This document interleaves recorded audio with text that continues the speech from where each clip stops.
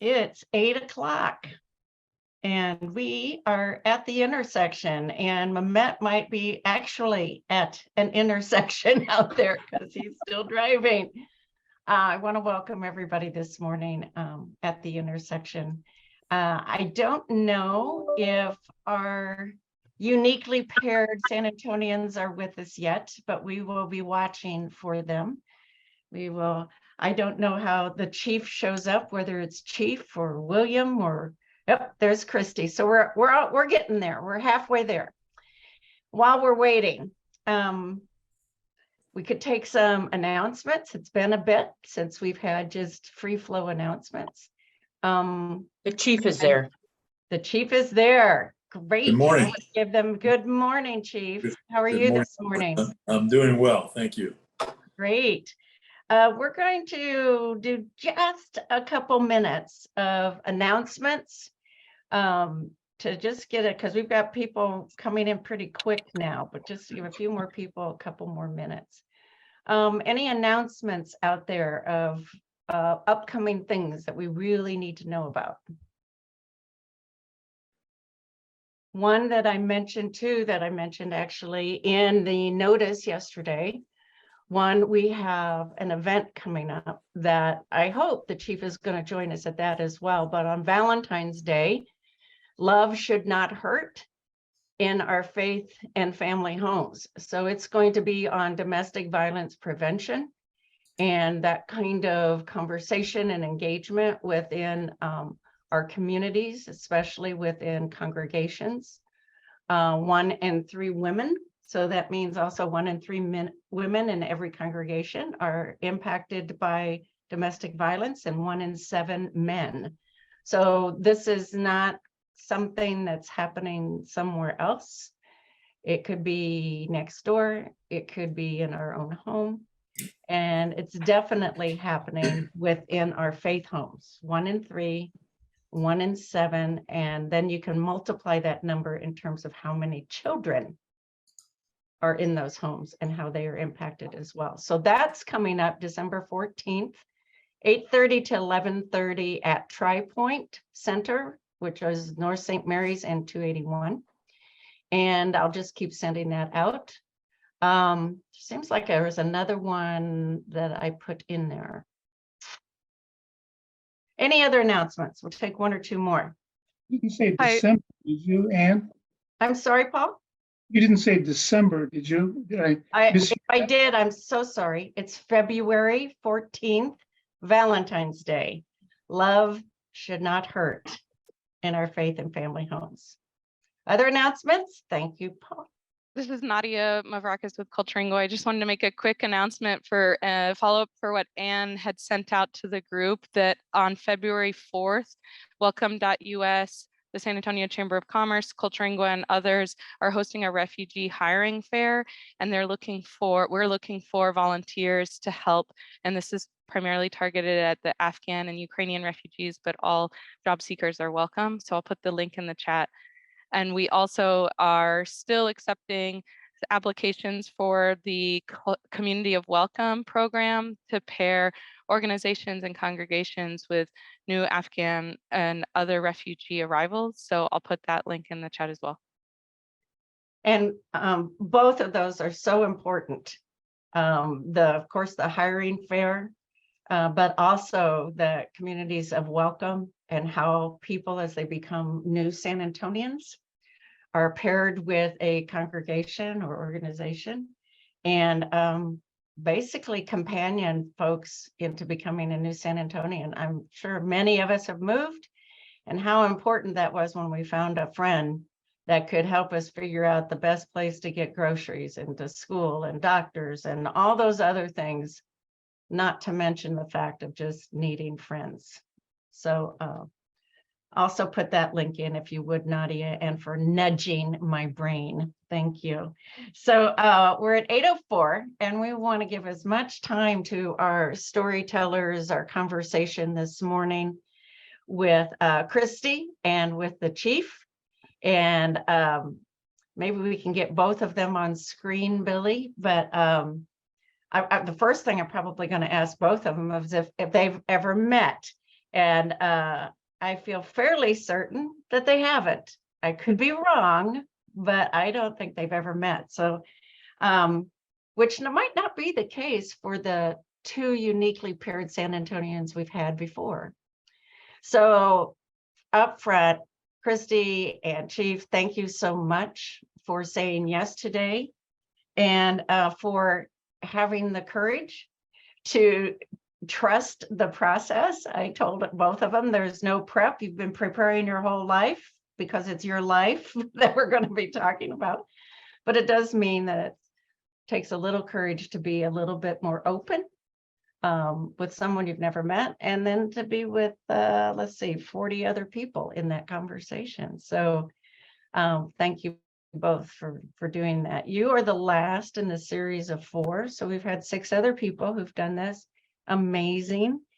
Those were all recorded, and Billy's going to put that link at sacred.org at the intersection so people can watch those amazing stories, but simple at the same time. So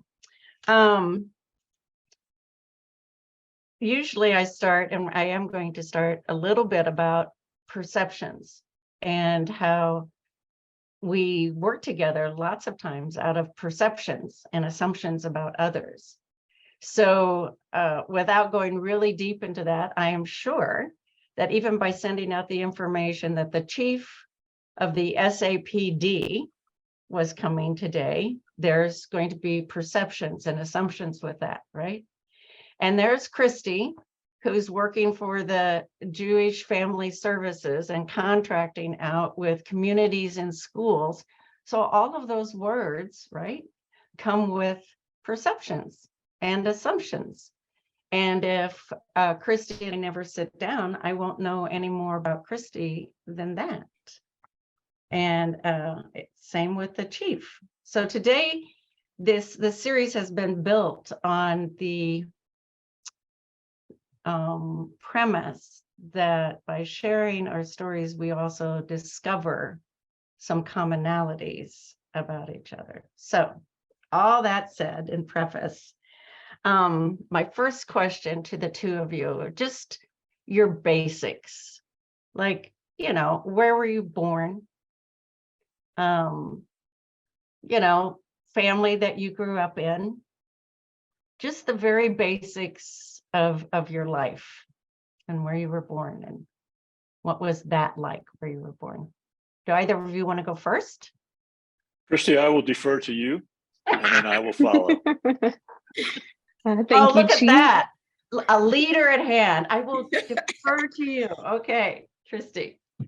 Good morning, everyone. I really appreciate you all coming here and getting to share virtual space with you. I have not met Chief McManus before, and it is an honor to get to be a panelist with you, sir. I was born in Uvalde, Texas, and yet mostly raised in Del Rio, Texas on the border. So my family that I come from would be one that you would have a perception of that would be good. It'd be very welcoming. My father is a doctor and my mother was a nurse for 16 years before she went into being a part of a mortician. She got her license in a funeral home. So you would think that it would have very welcoming, you know, we'd be a little bit more in tune with one another. We were not. It was very, very busy. My father was always gone, and they got divorced before I was born, or about a year into me being born, but I really don't remember any of that. So I have 2 older sisters, one of them that is 10 years older than me and one of them that is 5 years older than me. It is a unique thing that I do love to kind of wonder what that means. We were all born on the 14th of different months, 5 years apart, exactly. So it's a unique kind of situation with us sometimes, but there isn't a lot of talk about what is my personal passion of mental health. And that's a lot of what I would like to portray today, is what the perceptions of that is, and where society thinks that there is differences in social class and what is available to one another and how well we work together when that's not my personal experience. And Chief, your basics. My basics. So I was born in Center City, Philadelphia. a long time ago. I had 5 sisters. We lived with my grandfather as well in a 3-bedroom, one bathroom home. And I grew up basically on the streets. Spent very little time in the house because it was so crowded, and I used to run with a kind of a crazy crowd on the streets, and went to a Catholic grammar school, went to a Catholic all-boys high school. I got beat up by the priests and the nuns and all that as throughout the day in each of those institutions. Went to college on an athletic scholarship, and eventually grad school, and eventually wound up down here in San Antonio after a circuitous route around the country and working in different cities as police chief. You know, Chief, I think I've seen your movie. With those descriptors, I think I've seen that movie. I'm wondering for each of you, was there and there might have been a couple, but if one you could share with us, a moment in your life that was in your journey that was kind of a turning point for you, which also might have involved, probably did, other people, but was there a moment that kind of led you in the trajectory and where you are now? There was a specific moment, probably about 6 or 7 years ago, that one of my oldest sisters completely lost touch with reality. And at the time, I was going as a special education teacher.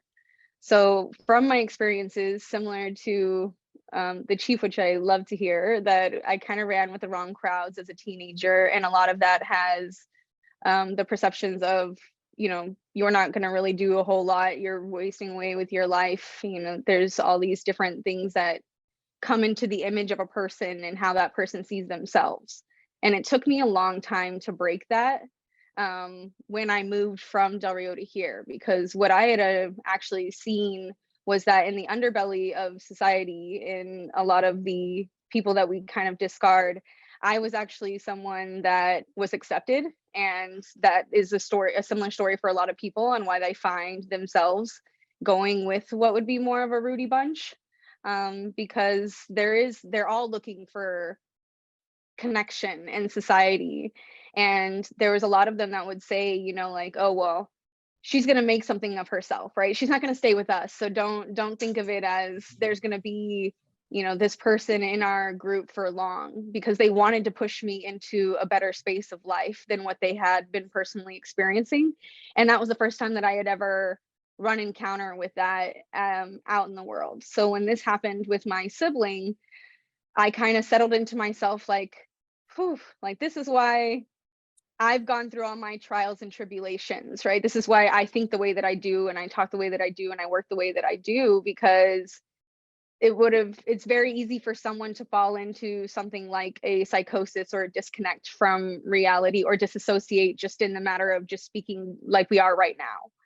So recognizing that, I was like, I want to learn more, and I want to open myself up more to how our family was affected and how much we kind of dropped the ball in a lot of places of what it looks like to support a member that is going through something like that. A lot of feelings of control, right? Like we need to control the situation. We need to not let it out so much. We need to try to understand it down to like the root cause. And sometimes there isn't something that is so black and white. And so I went and got my master's in clinical mental health to be able to help my own progression in being an advocate for mental health and for families, to be able to talk to one another, no matter what their cultural background, no matter what their understanding, because we all have mental health needs, which at the time that I had started it, I didn't realize we were about to go into a pandemic. So I think that kind of shined a light on the fact that mental health is for everybody, and everybody has mental health moments. I think, your average person really started to experience anxiety and depression on larger scales, and disconnect from socialization and not having that support. So it's really easy to kind of see the trajectory that my life took and have real appreciation and grace for myself and my own experiences to heal the kind of wounds that led me to where I am now. Thank you, Kristie. Mary, you're muted. I mean, Chief, you're muted.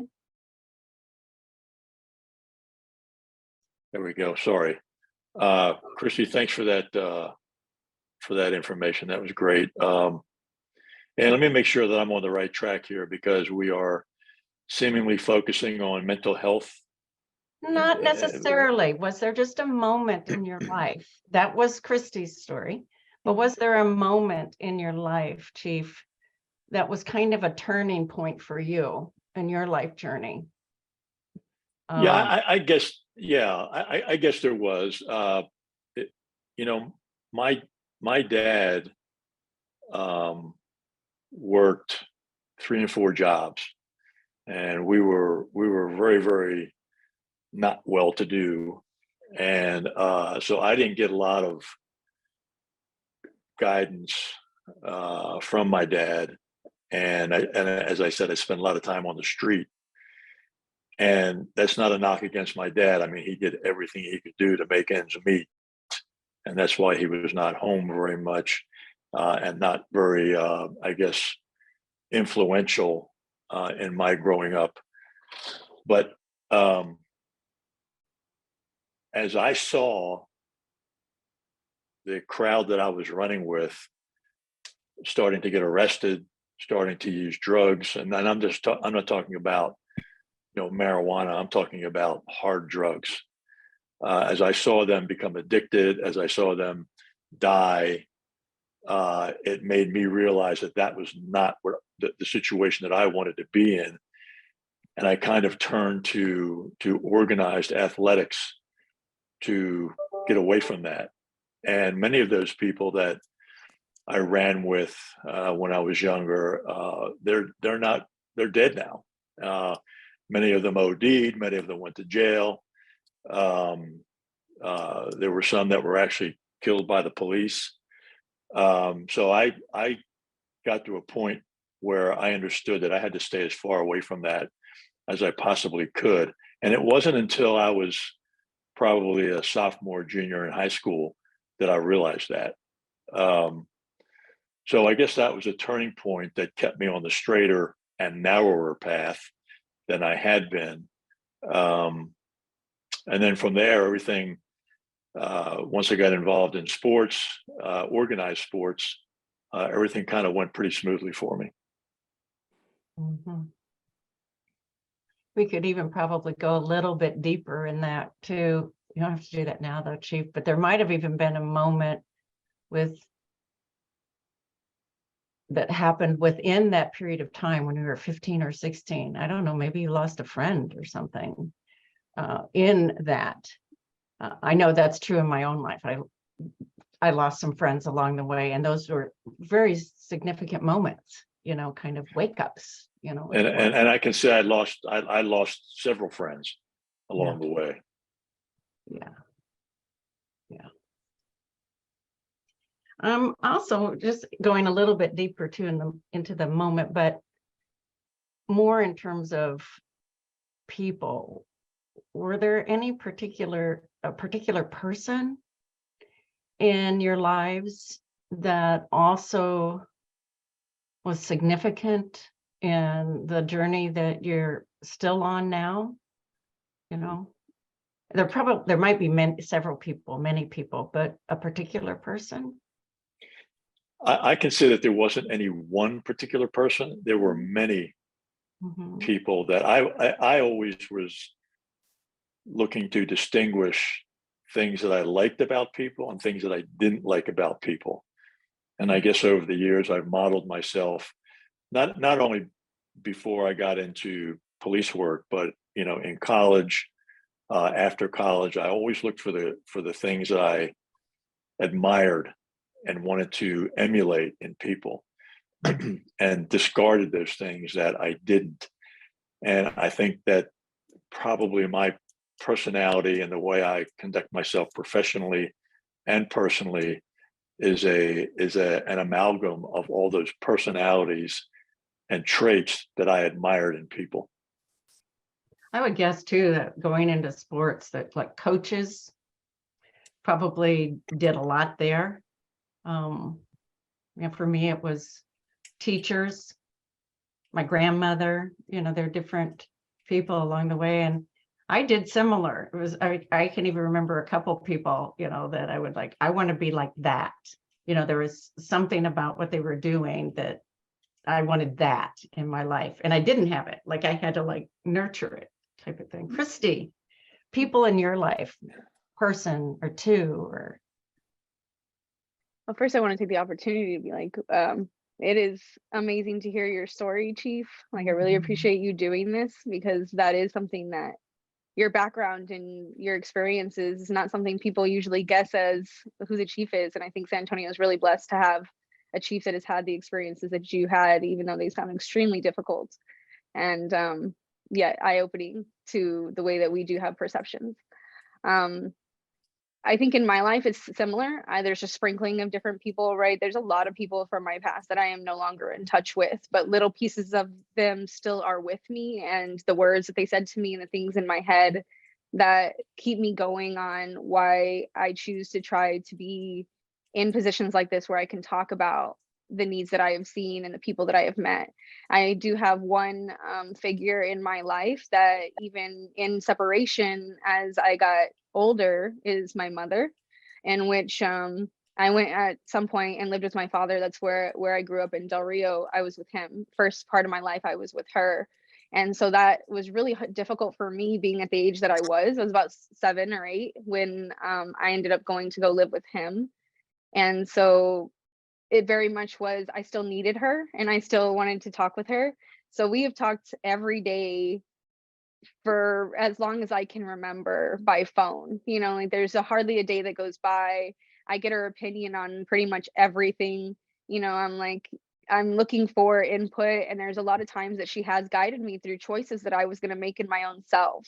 If I was going to experiment with something new, if I was going to put myself out there doing this talk, where I called and was like, okay, help me run through the ideas that are going in my head. Will you be honest with me about what I'm about to experience? And I will make the choice in myself whether I'm going to go forward with that, which I'm sure is extremely difficult for her as a mother to be like, she may be making a mistake, but I'm going to tell her the truth and I'm going to guide her in her making those choices so that she can fall and learn to pick herself back up again. And at times I didn't always appreciate that. It felt very lonely at times to be in the experiences that I was in. And yet she was always present, whether it was to give me a lecture or whether it was to help pick me up. She's never faltered in her ability to be there with me in times that I really needed it. And if I could add one thing to what I was saying, one of the things that resonated with me from as early as I can remember were acts of kindness toward me from the various people that I would interact with growing up in school, and no matter where it was. There were how you have a stray dog on the street and they'll shy away from you, but there's you pet that dog and all of a sudden they're going to remember that. They're going to be afraid of everybody else, but they'll remember that one act of kindness or one act of gentleness that you showed toward them. And people that I came across in my life, the ones that I continue to remember today are the ones that were kind in one way or another towards me. And that's something that really, really stuck with me and resonated throughout my life. And I remember it to this day. So profound to have those little acts of kindness. If we had them more in society, I think that we would be in a lot better place with one another. Mm-hmm. And I do see it, Chief, in your work. I mean, I don't know if everybody would see it, but there is a calmness in your leadership that for me, when I'm watching it and you're talking even now, but when you're doing your job type of thing, I see it as extreme kindness in that calmness itself in a situation that isn't necessarily calm, right? Sure. But that kind of kindness to the world, and a misperception of that could also be, other things. But I have always noticed there is something in you that really is seeing much bigger picture when you speak, and you kind of hold that. And that itself is a really strong act of kindness. I'm wondering too, Kristie, with this connection with your mother, how that informs the work that you do with communities in school. But, is there a connection there? There is, I'm always looking at the makeup of the individuals that I get in contact with, right? There, since it's communities and schools, they're from kinder to graduating in high school. And I'm looking at what is their support network? Do they have a support network? Who are the people that they run with, who that they mingle with? How are they being supported in their family specifically? Because that's ultimately, right, the thing that they need is like someone in their family to be present in their lives in more than just a roof over their head, food on their table. Those are obviously extremely important and very difficult for a lot of families with lower incomes and holding many jobs or jobs that keep them away for long hours. And so I'm thinking, do they have that support that this parent wants to know what's going on with their child more than just like, hey, can you manage this, right? There's no need to fix an individual. And that's often what is laid upon me is like, my child needs this. And I hear the desperation, but I'm also like, okay, we're going to have to work together as a team. Like with things that I teach them, I will also teach you. Y'all can practice it more in the home because that's where a majority of the work's going to be done is on their own in the home environment and with repetition. And I only get them 1 hour a week. So it is not, I can lay a seed, but I can't make the tree grow, like it needs to be watered and tended to. And not everybody has that support. Not everybody has a family member that wants to understand where they are in their lives or in their progression as children. And so it's really difficult to see, but also a blessing to understand that I've had that at least in one parent throughout my whole time, even when we were at odds with one another. I at least could be honest, even in my anger and frustration. And I wasn't, told to, children should be seen and not heard, which is something that's pretty common in older generations, which is how my father chooses to move forward with how he raises his children.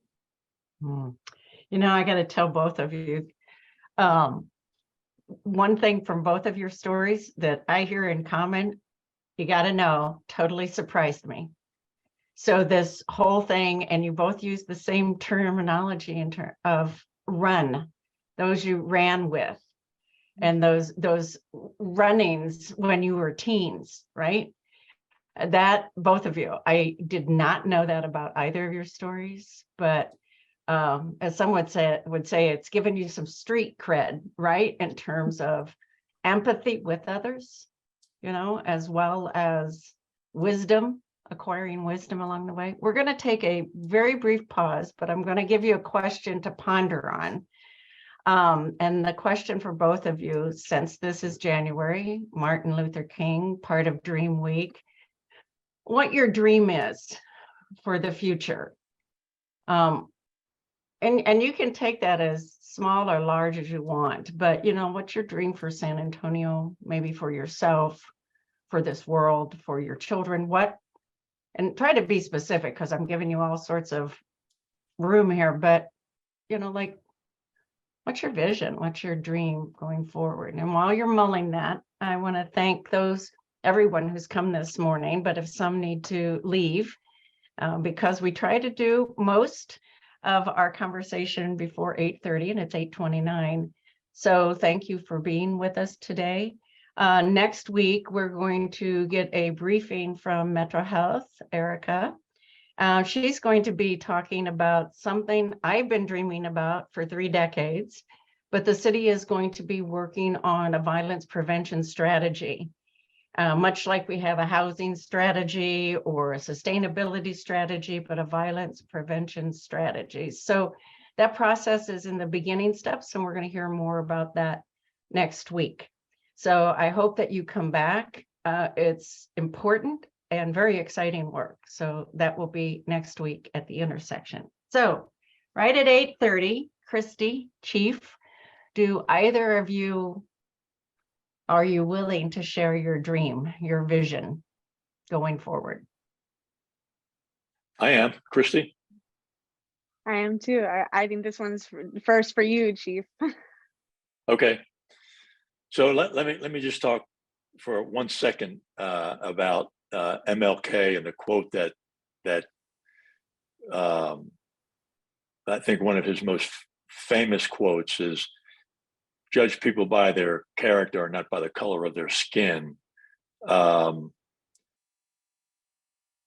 wish that, or my dream is for, there's a lot of animosity toward, and I'll use in my specific case, there's a lot of animosity in the community toward police, some parts of the community toward police. And that animosity is based on incidents that have happened, some of them here, some of them in other parts of the country, and they've happened for a long time. And despite the changes, the many changes that police departments have made across the country, and let's just talk about here in terms of our training, in terms of our hiring practices, in terms of our the way we conduct discipline, the way we hold people accountable, we can't seem to shake that animosity. Despite the efforts that we've made to work with the community, to engage with the community, to set up programs in the community, both youth programs, community programs. Despite that, we still can't seem to shake the disdain from some of the folks out there that just don't like police.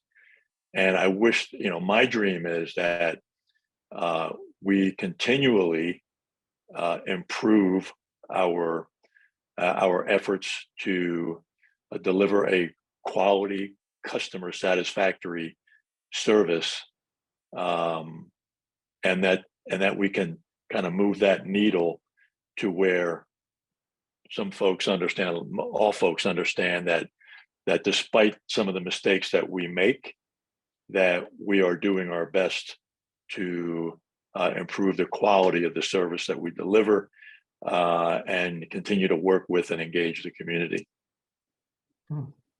That's a beautiful dream. It really is. That we're all in this together and we're working together. So thank you. Kristie.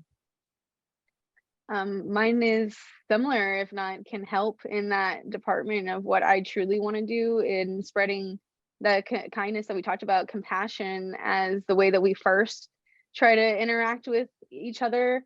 Obviously, judgments are extremely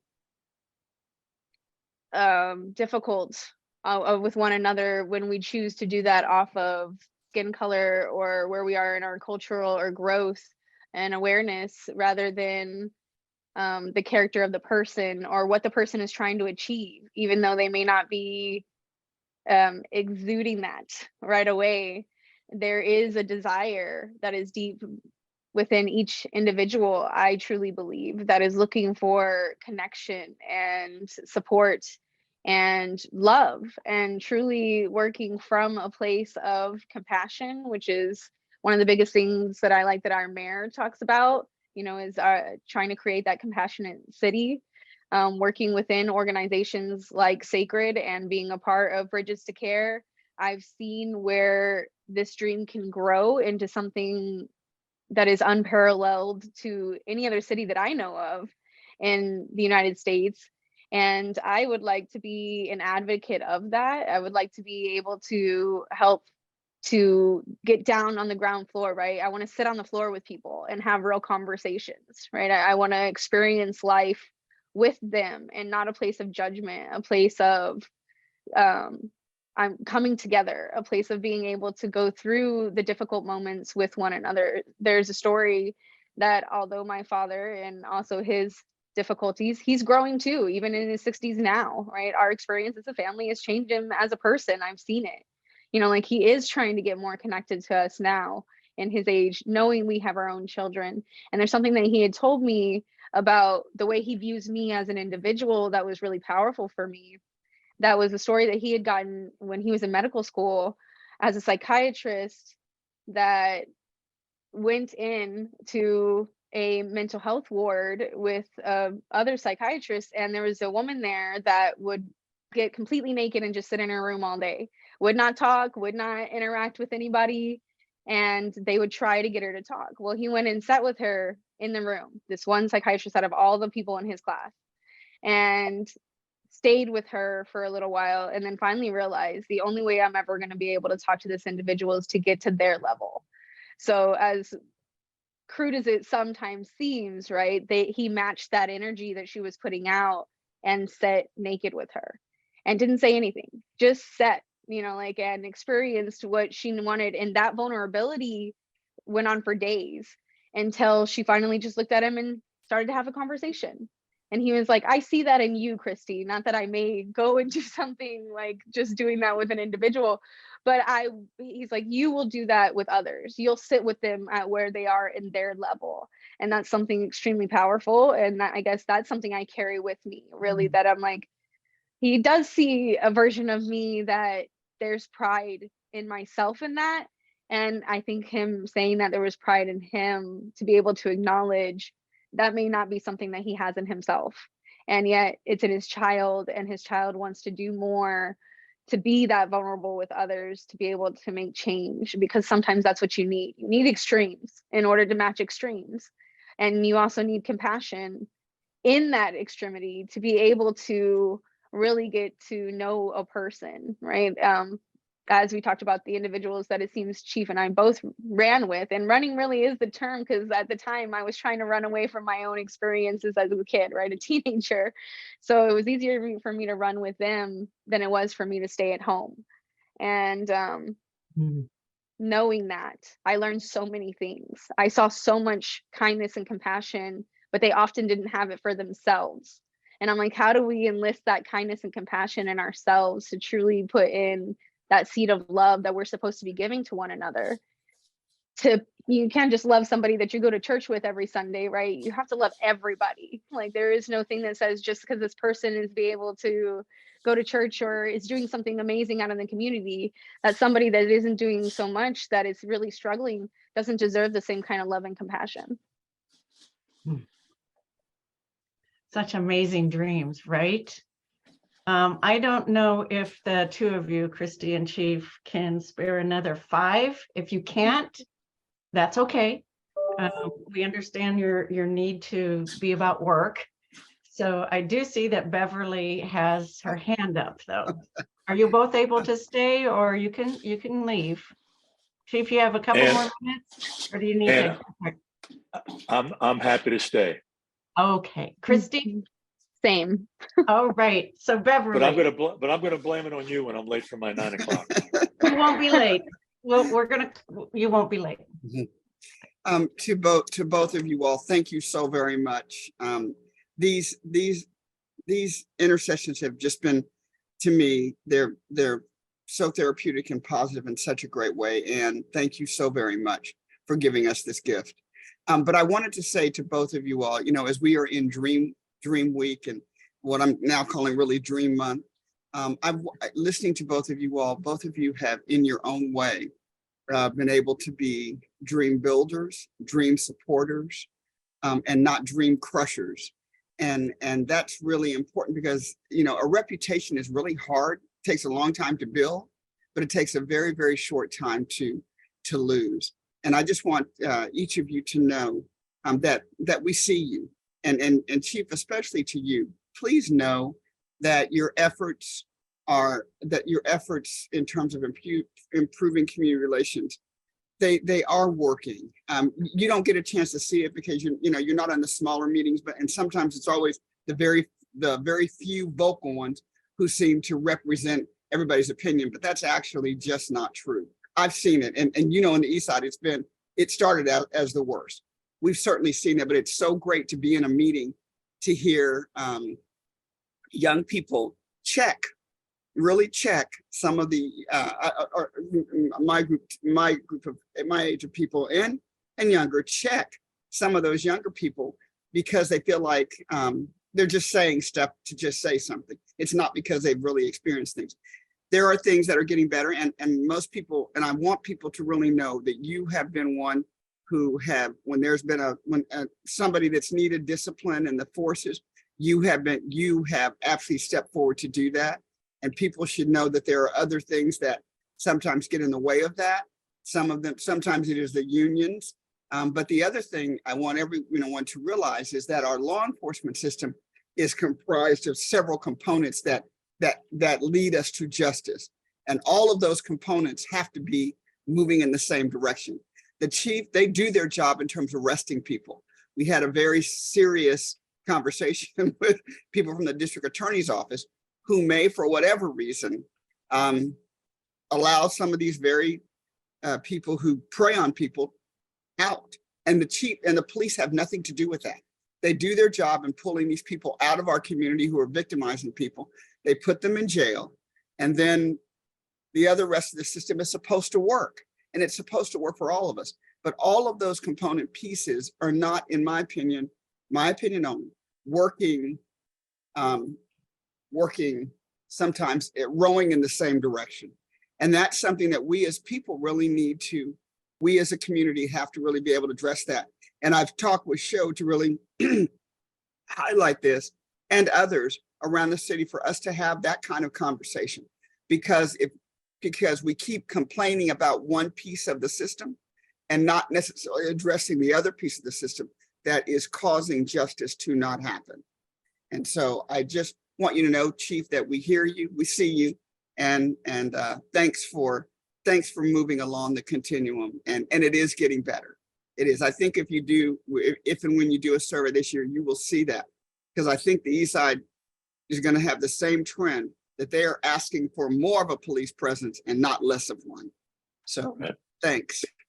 Beverly, thank you. And for those of you who may not know, Beverly and I have worked together for years on East Side issues, and Beverly has been a great supporter, not blindly, but for the things that we do that are beneficial out there to the community.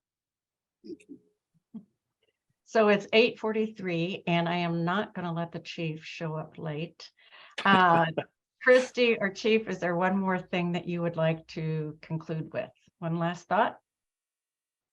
Yeah, let me, Kristie, if I can jump in front of you this time, so that I don't have to blame Ann for my lateness. And I want to thank you for the invite to this. I think it's been a great conversation, and I always am thrilled to join with members of the community, and not only when there's issues and complaints about one thing or the other, but to talk heart to heart about things that we all have interest in. And one of those things that we have interest in is our dreams for San Antonio, and how we may play a role in making those dreams happen. Mm-hmm. Thank you. Kristie?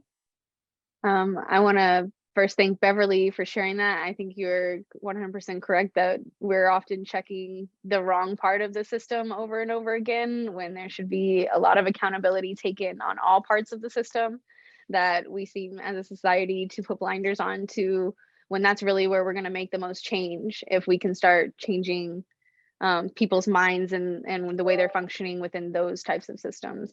And I also really appreciate you, Chief. It has been great to be able to talk on the same platform with you. I mean, I'm extremely honored. Thank you, Anne, for putting us together, because having your story, I think that's really powerful. I think that's powerful for the community to have, and for them to understand that you're aware and also have experienced a lot of the things that they are using as their platforms to be able to talk about change that needs to be having in the police department. But you as an individual who is the leader of that has experienced those things in your life and lost loved ones to the things that they are expressing need to be changed. So you do know where it's coming from, but you also see what you're able to do as a chief and where your heart is as you're talking about what you would like to be able to do for the community. And that's powerful. And I'm so glad that I got to see that today. So I would just like to say thank you to everybody for coming and for having interest in this conversation. I can honestly say I said yes just to be with the chief. So if y'all came for him, totally understand, because I did too. So I See, Chief, appreciate it. there is also popularity amongst the animosity. Kristie, thank you. There's something at work, right? Something's working. And one thing we might look at doing, Chief, is just a series on the police department at the intersection, like the victim services unit, the different units. Mhm. And maybe we do a series of like 4 of those or something. Would you be open to doing that? Be happy to make that happen. Okay. I think there would be interest in that with this group. And anyway, it is 8:46. And I want to compassionately respect and honor everyone's time this morning. So thank you for meeting me and meeting the rest of us at the intersection this morning. It's a gorgeous day out there. Get some vitamin D, and I will see you in a week at the intersection. Thanks, Chief. Thanks, Kristie. Have great days.